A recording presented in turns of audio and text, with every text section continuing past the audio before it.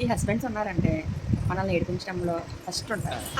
నేను ఎందుకు ఇలా అంటున్నానంటే మనకు కావాల్సింది తెమ్మన్నప్పుడు అస్సలు తేరు, దానికి ఏదో వంకలు పెడతారు.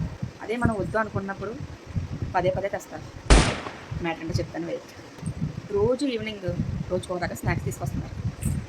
రోజు బజ్జీ, ఒకరోజు మిరపకాయ బజ్జీ, ఒకరోజు మిర్చి, ఒకరోజు పానీపూరి.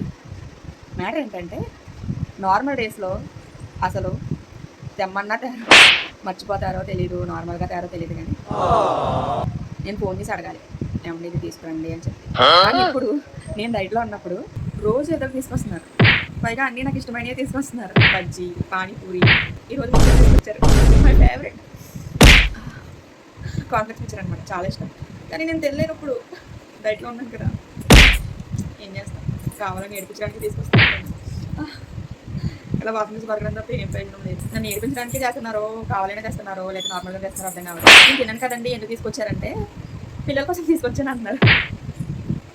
కానీ ఇష్టమైన ఫుడ్ ఇలా దగ్గర ఉంటే తినకంటే ఉండలేము కదా. రోజు ఏదో తీసుకొస్తున్నారు, నాకు నచ్చిన ఫుడ్డే మళ్ళీ తినకంటే ఉండాలంటే చాలా బాధగా.